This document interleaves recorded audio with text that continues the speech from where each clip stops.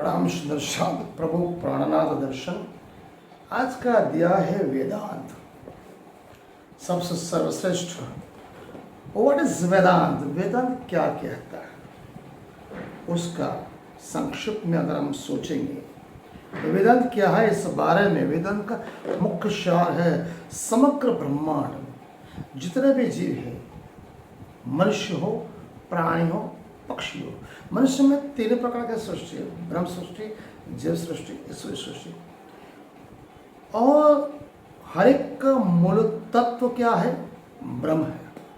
वेदांत का यह किस्सा है सच्चिदानंद स्वरूप, जिसको सत्य चित्त आनंद, सत्य मतलब सत्य, चित्त मतलब चैतन्य, आनंद मतलब आनंद मतलब सच्चिदानंद, सत्य चित्त आनंद कहने का मतलब इस समग्र ब्रह्मांड में जितने भी जीव और प्राणी है उसमें मूल तत्व क्या है? ब्रह्म। वेदांत इस बारे में संक्षिप्त में विस्तार पूर्वक में कुछ कहता है। क्या कहता है? अहम ब्रह्मास्मि कहने का मतलब मैं ही ब्रह्म हो, और तत्वमसि जिसका मतलब होता है तू ही वो ही। उसके 5 सूत्र हैं। वेदांत क्या कहता है? जगत मिथ्या है, उसका अर्थ जगत जो दिख रहा है स्वप्न पर समान है, नश्वर है। यहाँ पर जो भी चीज पैदा होती है उसका मृत्यु निश्चित है, मतलब यह अस्थायी है, उसका कोई स्वतंत्र अस्तित्व नहीं। नंबर 2, यहाँ किसी मनुष्य प्राणी मात्र का जीवन का लक्ष्य क्या होना चाहिए? मुक्ति या मोक्ष, और अपने आप को जाना, अपने आत्मा को पहचाना। नंबर 3 है ज्ञान, ज्ञान मार्ग, अपने आप को पहचान, आत्मज्ञान। मैं कौन हूँ, कहाँ से आया हूँ, मुझे कहाँ जाना है, मेरा परमेश्वर कौन है, मेरा परम धाम क्या है। क्योंकि अगर आत्मज्ञान हो गया तो मन, हृदय और आत्मा में जो अज्ञान का अंधकार है वो स्वतः मिट जाता है। अद्वैत। नंबर 4 एकत्व। द्वैत का मतलब होता है मेरा तेरा, सुख दुख, सब आत्मज्ञान जब अपने आप आ जाता है सब कुछ अपने आप मट जाती है, और केवल क्या रहता है? सत्य ही सत्य रहता है। इसका मतलब होता है अद्वैत। सरल भाषा में, सिंपल भाषा में, संक्षेप में, सरल भाषा में कहा जाता है वेदांत का मतलब है हे मानव, तू एक आत्मा है, तेरा यहाँ कोई अस्तित्व नहीं है। तेरा जो देह है उसका कोई अस्तित्व नहीं। आपके अंदर जो चेतना है, हृदय मन तन और आत्मा में जो चेतना है वो सर्वव्यापी है, अनंत है। जो पूर्ण ब्रह्म परमात्मा श्रीराजी से साक्षात परमात्मा का आप अंश हो।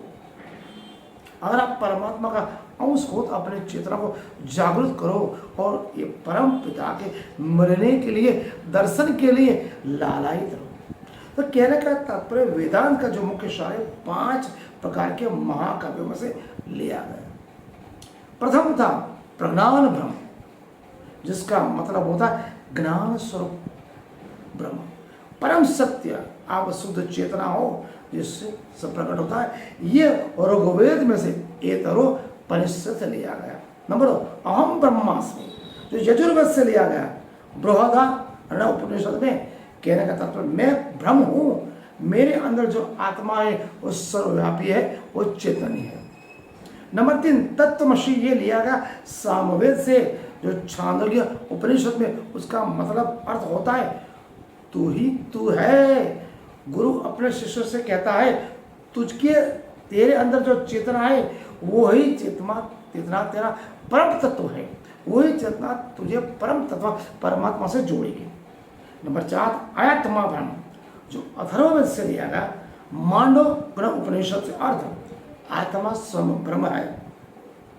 आत्मा ही सच्चा स्वरूप ब्रह्म है, जो शाश्वत है, आनंद है और सत्य स्वरूप है, जिसको बोला गया सत्य, चित्त और आनंद।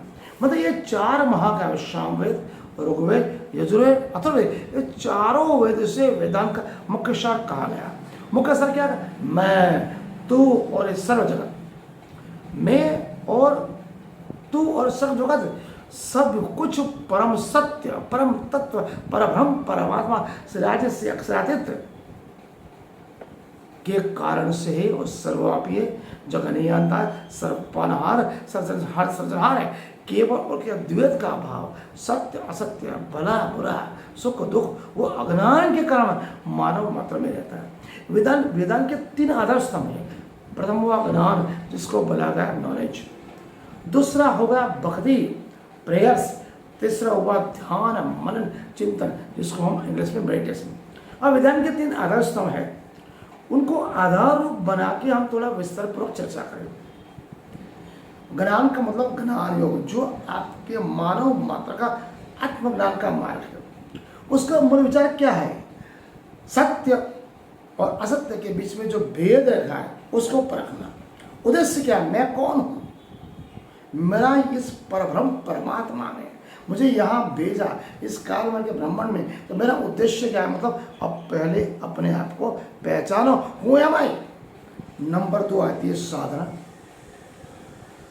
साधना का मतलब होता है श्रवण, शास्त्र श्रवण, मनन, वाणी, चौपाई, श्लोक, आयात, हर्फ और गुरुवाणी को मनन चिंतन करके अपना हृदय मन तन आत्मा जो संदेह शंका उसको मिटाओ और अपने आप को सतत ध्यान में रखे परम पिता परमात्मा से जोड़ने की कोशिश। उसका निर्णय क्या होता है? अगर सच्चे हृदय मन तन से मनन चिंतन और ध्यान, शास्त्र श्रवण, शास्त्र पठन, शास्त्र वाचन किया तो आपके हृदय मन तन आत्मा से अज्ञान का नाश हो जाएगा। आप परब्रह्म परमात्मा से एकत्व का अनुभव कर सकते हो। ये आपका ज्ञान होगा। दूसरा जो मार्ग है भक्ति मार्ग। भक्ति मार्ग केवल और केवल प्रेम और समर्पण का भाव है, जिसमें प्रेम लक्षण का भक्ति, गोपी भाव, सखी भाव, जिसका मूल विचार है परमात्मा के साथ निर्विकार प्रेम, गोपी भाव। जिस तरह से ब्रज और रास में गोपियों ने श्री कृष्ण परमात्मा से गोपी भाव, सखी भाव, प्रेम लक्षण प्रति एक पतिव्रता नारी की तरह जो प्रेम किया, उसी को प्रेम और सेवा समर्पण कहते हैं। उसका उद्देश्य क्या है? मैं और परमात्मा, हम और परमात्मा के भाव में हमेशा उनके हृदय मंथन में उनको अपने आप में रखना। उसका साधा क्या होता है?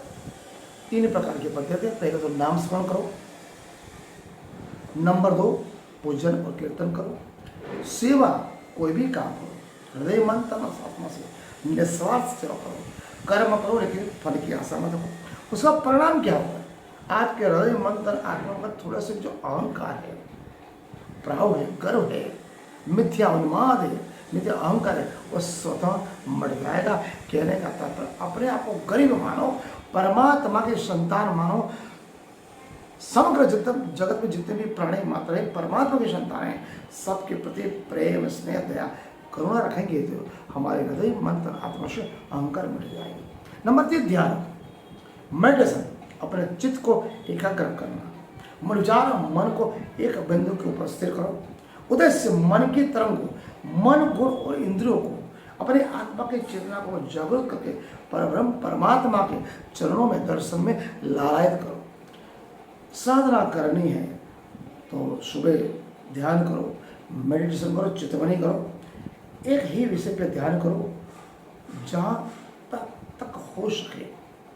समय, स्थल और संजोग, समय स्थल और संजोग के बिना परब्रह्म परमात्मा वाणी का किसी भी आलतू फालतू इंसान के सामने वाणी की चर्चा नहीं करनी चाहिए। बिना पात्र ये सुवर्ण अक्षर है, परब्रह्म परमात्मा का स्वरूप है। 18,758 चौपाई स्वयं श्री कृष्ण परमात्मा की वाणी है, इसीलिए इसको समय स्थल संजोग और बिना पात्र इसको विसर्जन नहीं करना चाहिए। इससे क्या होगा? मेडिटेशन से आपके चित्त की शुद्धि होगी, आपका हृदय मन तन आपका निर्विकार बनेगा और आप श्रम मोक्ष के लिए तैयार होंगे। इसलिए वेदांत में 3 प्रकार के ज्ञान, भक्ति और ध्यान, ये तीनों रास्ते हमको एक ही जगह पर पहुंचाने, एक ही लक्ष्य है। रास्ते हमारे ज्ञान का हो सकता है, भक्ति का होगा, देखो लेकिन जाने वाले रास्ते क्या है?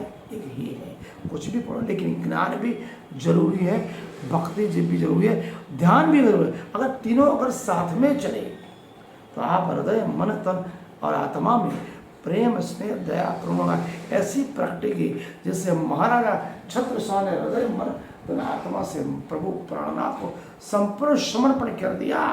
और आज नरवरी हिंद कैसे देवतुल्य कालजाई स्वरूप के बारे में छत्रसाल महाबली कलियुग के बारे में आज प्रणामी निदान संप्रदाय में हर सेवा पूजा के साथ उनकी आरती और स्तुति गाई जाती है। अगर छत्रसाल महाराज जैसे सेवा समर्पण हमें आ गई तो परब्रह्म परमात्मा हमारे से एक कदम भी दूर नहीं, वो हर क्षण हमारे साथ है। कहने का तात्पर्य हमने वेदांत चारों वेद ऋग्वेद सामवेद अथर्ववेद यजुर्वेद के साथ समझाए।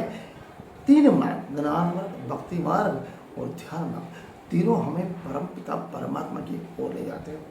वेदांत का मुख्य सार महामति से प्राणनाथ जी महाराज 18,758 चौपाई में प्रेम ऐसे तो 9 प्रकार की भक्ति है। 9 लक्षण भक्ति, 10वीं भक्ति मानसी सेवा, प्रेम लक्षणा भक्ति, सखी भाव, गोपी जा, ये प्रभु परमात्मा प्राणनाथ का दिव्य वचन है। आज का अध्ययन हम यहाँ पूर्ण करते हैं।